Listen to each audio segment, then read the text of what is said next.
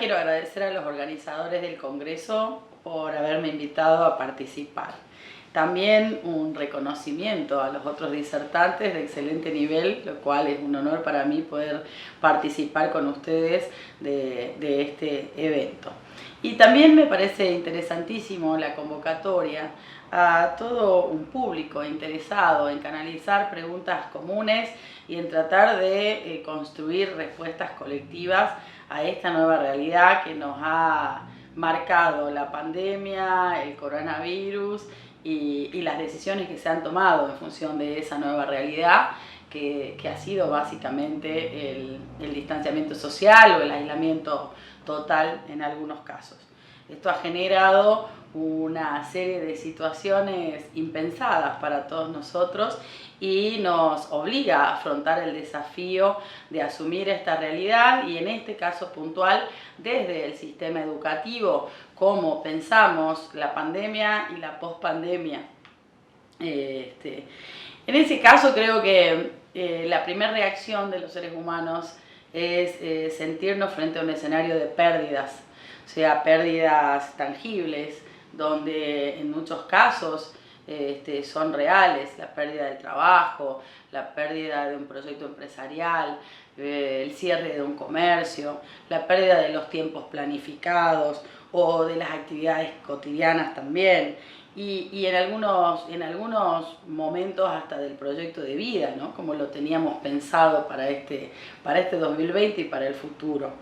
Y también una serie de sensaciones de pérdida de cosas intangibles, relaciones sociales, amores, vínculos familiares, que en algunos casos se deterioran, en otros casos se fortalecen, la modificación de la percepción del presente y la falta de proyección de un futuro cierto, claro, previsible. Entonces, todo esto nos ubica en un escenario como de que tenemos que aprender a administrar las pérdidas que nos ha generado la pandemia del COVID-19. En ese administrar las pérdidas, creo que la primera reacción del sistema fue atender las decisiones del Estado en cada uno de nuestros países, de cómo administramos las pérdidas en salud o cómo ganamos en vida, cómo administramos las pérdidas del empleo, del trabajo o cómo conseguimos las herramientas para que esas pérdidas sean lo menos posible y que podamos pensar en acciones concretas de las políticas públicas que permitan mantener las empresas en funcionamiento, mantener los comercios abiertos, mantener la economía a pesar de la cuarentena, ¿no? Y de las decisiones que hemos sido obligados a tomar en función de cuidar la vida. Y también el sistema educativo. El sistema educativo también, digamos, tuvo que tomar un montón de decisiones que implicaron desde cerrar las escuelas, cosa que jamás en nuestra memoria había ocurrido, salvo aquellos países que vivieron guerras o que vivieron catástrofes. Sin embargo, nunca había pasado que la humanidad tenga que tomar este tipo de decisiones colectivamente, masivamente, en cada uno de los países del mundo. En ese sentido, creo que el sistema educativo ha priorizado, como todos, o sea, la vida por encima de los conocimientos. Y creo que eso que sentimos la podemos definir como una enorme incertidumbre. Esa incertidumbre es la que nos genera toda esta concepción de pérdidas. Pero creo que estamos en un momento en que tenemos que aprender a transformar esa incertidumbre en una gran oportunidad. Y todas estas pérdidas, transformarlas en aprendizaje, en experiencia de vida, en la cual somos los seres humanos totalmente capaces de transformarnos. Entonces, por ahí la pregunta que nos hacemos es ¿cómo educamos en la incertidumbre que nos ha generado esto? Pero es una incertidumbre que ya venía de antes. Yo considero que lo que está pasando en el mundo es un acelerador. Es un acelerador en el cual muchas de las cosas con las que convivíamos en el sistema educativo, por ejemplo, con la educación virtual o con las herramientas tecnológicas, y venían adaptándose en un proceso de tiempo que a mi criterio estaba bastante lento con respecto al avance de las tecnologías, pero sobre todo al desarrollo psicológico, social, cultural de nuestros jóvenes y de nuestros adolescentes. Entonces por ahí este acelerador que ha sido la pandemia con impacto en el sistema educativo de lo que es la educación virtual, ahí entra esta pregunta, ¿no? No solamente cómo hacemos, digamos, para educar en la incertidumbre, sino cómo transformamos esta incertidumbre en una apropiación de vida, en este nuevo mundo, en este nuevo, ya ni siquiera es posmodernidad, digamos, creo que ya hemos pasado incluso la posmodernidad y tenemos que, antes de asimilar los conceptos de la modernidad y de la posmodernidad, ya estamos en un estadio diferente, ¿no? Entonces, bueno, por ahí quizás la oportunidad está dentro del sistema educativo en desarrollar competencias digitales, en generar una cultura tecnológica dentro de las instituciones educativas, en instaurar nuevas metodologías, lo cual me parece fundamental para entender a las nuevas generaciones, involucrar a todos los actores del sistema educativo en un objetivo común, porque muchas veces hemos pensado el PEI, el proyecto educativo institucional, pero la verdad es que ha quedado muy limitado. Quizá habríamos llegado a consensuar un proyecto educativo dentro de los actores de la propia institución, pero nunca se avanzó a que esa institución consolide su proyecto con el medio en el cual se desarrolla, digo de manera genérica, salvo algunas excepcionalidades. También quizás sea la oportunidad para integrar a todas las disciplinas en función de pedagogías comunes, con núcleos temáticos diversos, pero abordados desde cada una de esas disciplinas. Probablemente ustedes que nos están escuchando,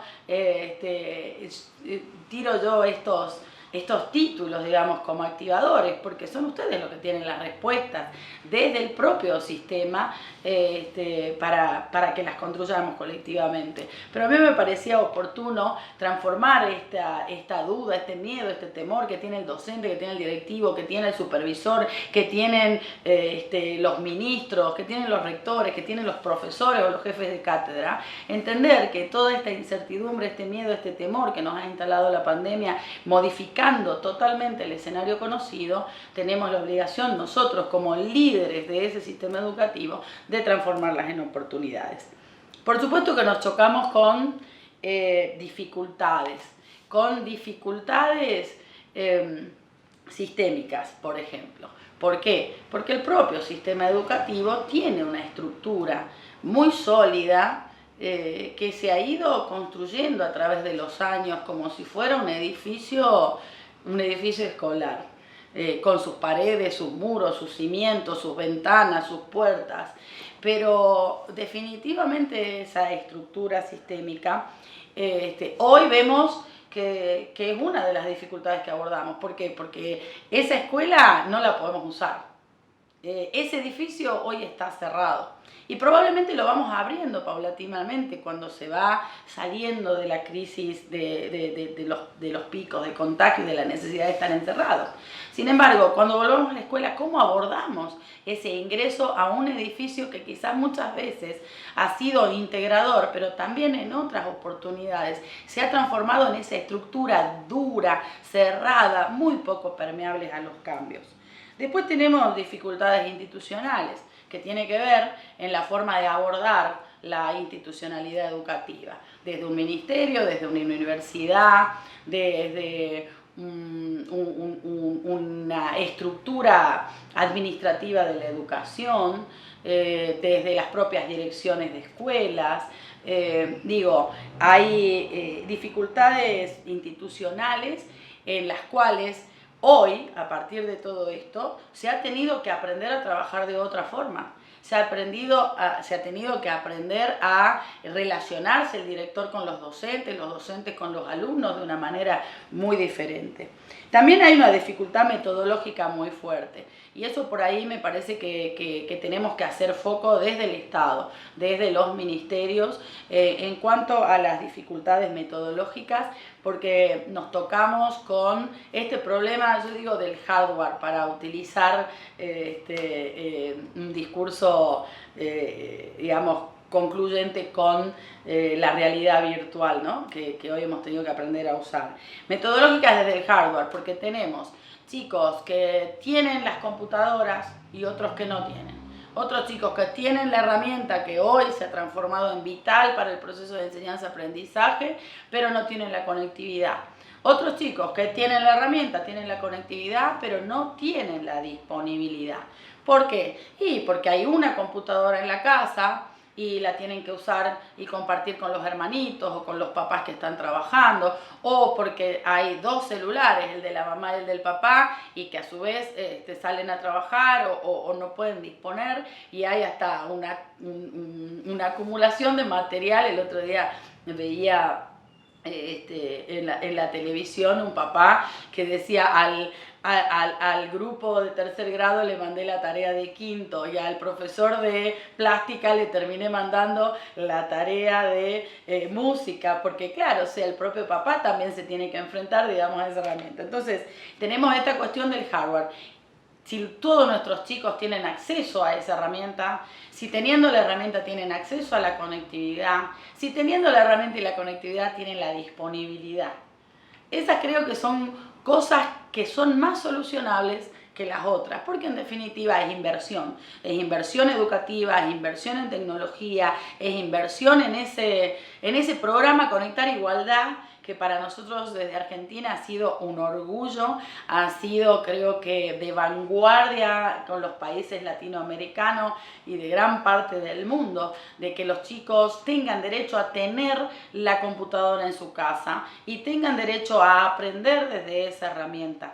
No desplazando al docente, no desplazando desde la tecnología a las otras metodologías que son necesarias, pero sí unificando en este concepto que nosotros creemos y que después la UNESCO declaró que el derecho a las herramientas tecnológicas son derechos universales. Nosotros me acuerdo que en aquella experiencia, porque hemos conectado, por lo menos en la provincia de Jujuy, a todas las escuelas secundarias públicas de la provincia, hemos llegado a más de un instituto público terciario e incluso hemos llegado a conectar las escuelas rurales, gran parte de las escuelas rurales. Entonces, de aquella experiencia estoy convencida que si se hubiera mantenido ese programa, hoy la herramienta estaría en todas las casas. Y hoy cada alumno tendría su herramienta de trabajo para poder conectarse al sistema educativo.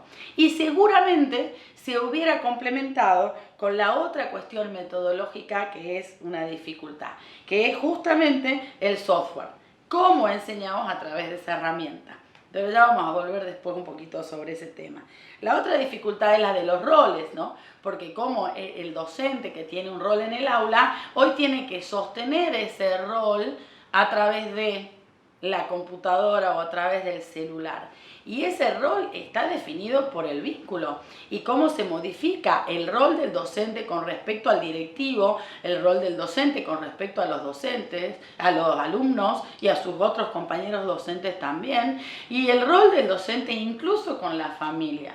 Porque definitivamente también hay un montón de experiencias conocidas en estos 3-4 meses de cuarentena en las cuales los padres han tenido que asumir la responsabilidad de hacerlos estudiar a los chicos, de hacerlos cumplir los horarios, de seguirle la tarea y hasta de enseñarles, ¿no? Entonces, qué bueno que es esto de que los roles no permanezcan tan estáticos y de que esta posibilidad también que da la virtualidad ha permitido ponernos en el lugar del otro, y el papá ponerse en el lugar del docente que tiene que explicarle esta cantidad de chicos y hacerlos aprender cosas, o el docente ponerse en el rol del papá también, ¿no? Decir, tengo que ir a estudiar y tengo que tengo que ir a trabajar y tengo que disponer del tiempo para enseñarle a los chicos, o de ver si cumplieron la tarea o de ver cómo se conectan. Entonces, por ahí en esta modificación de roles también está bueno que sintamos todos la carencia, porque creo que ninguno estaba preparado para manejar estas herramientas de esta manera casi permanente, ¿no? Y cotidiana, en la cual se ha transformado la virtualidad. Y también, bueno, esas dificultades personales, ¿no? Porque no todos los docentes están en el mismo estado de capacitación con el uso de la virtualidad, no todos los papás han podido adaptarse tan rápidamente a tener, digamos, también los chicos en la casa, cómo convivir con esos chicos. Yo soy muy insistente en todas en todas mis intervenciones públicas con que las dificultades que estamos asumiendo los adultos y que renegamos y que nos quejamos de estar encerrados hasta tener que salir a trabajar de esta manera y hasta el riesgo que corremos y el miedo que tenemos en la calle, muchas veces los adultos trasladan todo eso al niño, ¿no? Al adolescente. Y la verdad que es una de mis preocupaciones, porque en definitiva los adultos estamos obligados a asumir estos desafíos en la vida. Y estoy segura que en la mayoría de los casos hemos aprendido a los golpes y a partir de las experiencias en tener esa capacidad de afrontar nuestras responsabilidades.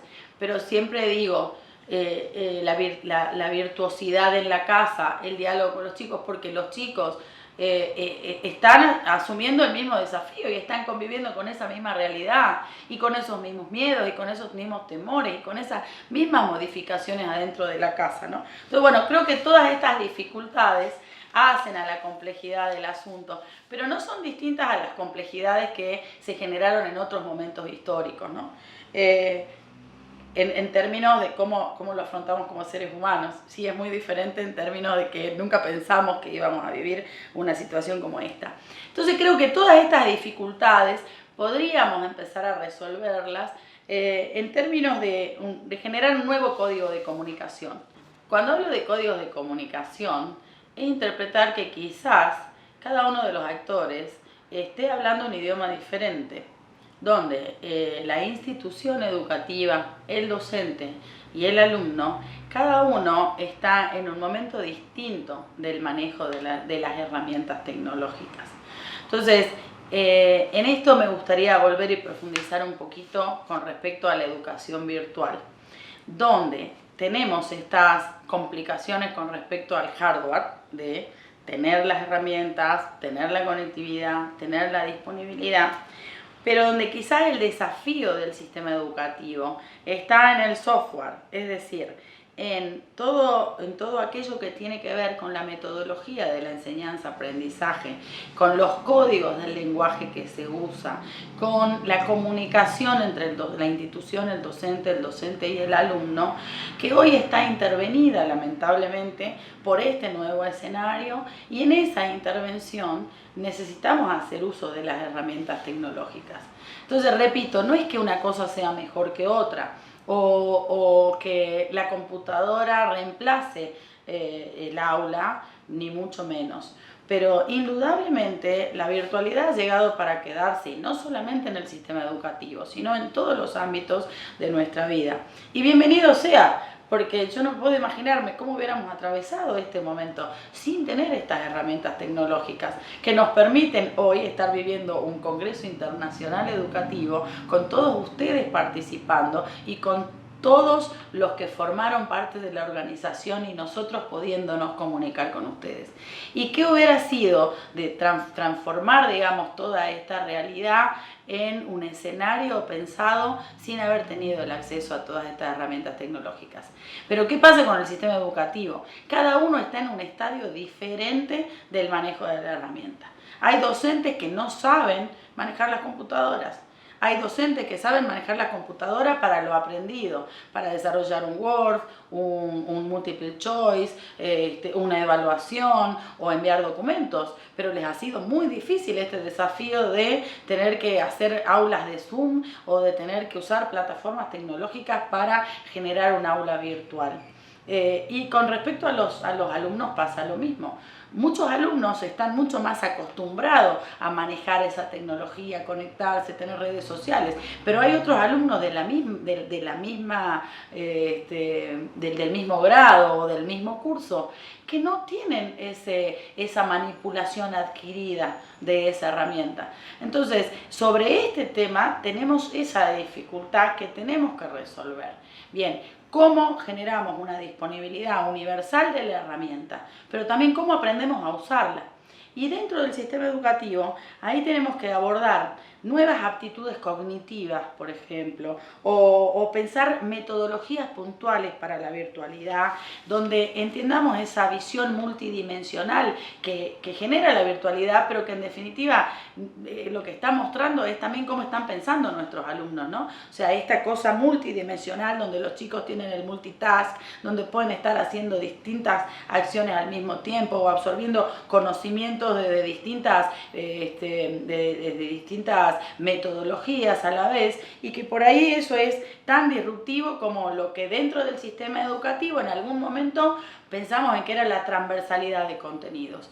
Bueno, creo que estamos en un estadio muy superior de la transversalidad de contenidos, porque hoy, lamentablemente, el esquema como nosotros lo tenemos pensado, de la verticalidad, de la metodología, de la verticalidad de las materias, de la verticalidad de las disciplinas, a los cuales habíamos llegado a generar una transversalidad con algunas temáticas, pues hoy lo que tenemos que buscar es la integralidad. O sea, hoy metodológicamente lo que necesita el sistema educativo es integrar todo en una visión multidimensional de la realidad que también permita adaptarnos no solamente a esta herramienta tecnológica, sino a la forma de pensar de los chicos, a la forma de pensar del alumno.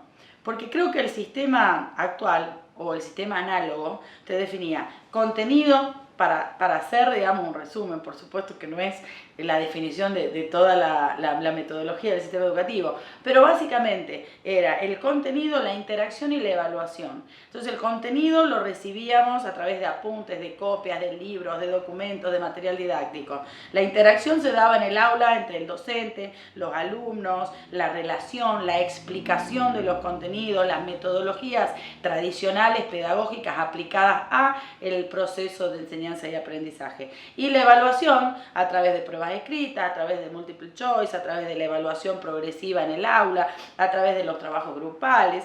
Ahora, todos estos elementos de la educación del sistema tradicional, ¿y cómo los trasladamos a la educación virtual? ¿Y cómo hacemos un mix después cuando volvamos al aula? Porque cuando volvamos al aula y tenemos que aprovechar todo este aprendizaje obligatorio que hemos tenido que tener de la virtualidad y poder transformar esto. Entonces por ahí quizás el desafío y la clave cuando termine la pandemia o en este título, digamos, que es cómo va a ser la educación post pandemia, sería buscar eso, la integralidad de todos los conceptos y cómo esto, contenido, interacción y evaluación, si pretendemos trasladarlo nuevamente de la misma forma, la misma metodología a la virtualidad, seguramente estaremos destinados al fracaso.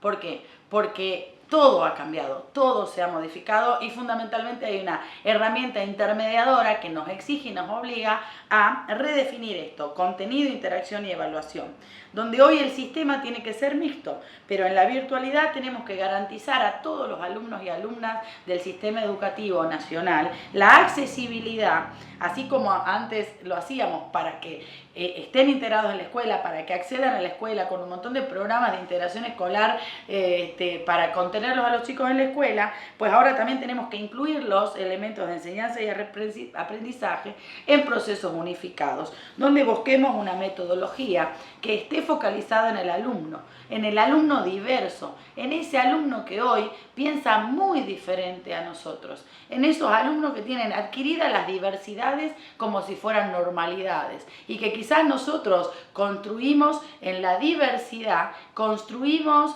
la asimilación y la aceptación de lo diferente generacionalmente, entendiendo la diversidad cultural, la diversidad sexual, la diversidad de razas. Yo creo que las nuevas generaciones el concepto de diversidad lo tienen tan asimilado como una normalidad. Para ellos es normal, para nuestros chicos, las cosas que a nosotros nos costó trabajo entender, superar, de estructuras de pensamiento y de culturas a las que veníamos acarreando, para estas nuevas generaciones la diversidad es la normalidad. Como es la normalidad elegir, quizás otras generaciones elegían entre dos opciones, el que más. Elegía una carrera o la otra, elegía un trabajo o el otro, elegía vivir en un lugar o en otro. Estos chicos son homo eligens. Ellos tienen adquirido la posibilidad de elegir. pueden elegir hacer una cosa y después hacer otra, pueden elegir ir a una escuela o vivir en un lugar y después en otro. ¿Por qué? Porque el mundo se ha transformado y ya nada es estable, nada es permanente. Entonces quizás la estructura del sistema educativo tenga que asimilar en esta pandemia y en esta pospandemia que lo único que sabemos es que no hay reglas preestablecidas y que estamos tratando con un sujeto en el cual todas sus estructuras de pensamiento son abiertas, son diversas, son asimilables en esa multiplicidad de ventanas que se les abre y que hoy tenemos que entender y hacer el esfuerzo de ponernos en ese lugar donde estas nuevas generaciones no tienen objetivos universales válidos, permanentes y estables para toda la vida como nosotros nos criamos. Entonces quizás sea el momento de aprender a aprender de ellos y también de ir aprendiendo en el propio aprendizaje en el cual estamos todos involucrados, donde no hay nada en lo cual nos podamos parar y decir ya está, hasta acá llegamos y con esto es suficiente, porque la vida nos pone otra transformación, otro cambio, otra modificación de paradigma, otro cambio de reglas de juego y con lo cual a lo que tenemos que estar preparados es a eso, a aceptar que el cambio es permanente, ha llegado para quedarse y que la virtualidad dentro del sistema educativo nos exige darle las herramientas a los chicos para que puedan usarlas, pero sobre todo hacer el esfuerzo pedagógico de transformar los contenidos y las metodologías a este nuevo universo virtual. No vamos a volver a la normalidad como si todo esto no hubiera pasado.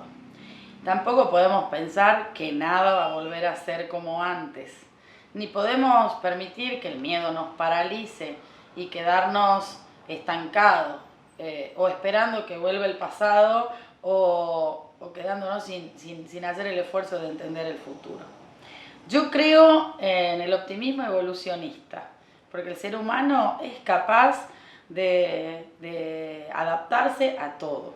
Nosotros somos capaces de vivir las experiencias más traumáticas, los momentos más difíciles y sacar fuerza de donde nos tenemos para poder superar esos momentos. Como así también valorar los vínculos, valorar nuestras relaciones emocionales, familiares. Entonces creo que por ahí está la cosa, creo que por ahí está el entendimiento de que el mundo ha cambiado. Lo único permanente son las transformaciones, no solamente lo que nos enseña hoy esta pandemia, sino lo que nos enseñan los chicos, esos jóvenes, adolescentes, niños, que son objeto de nuestro estudio y que son sujetos del sistema educativo.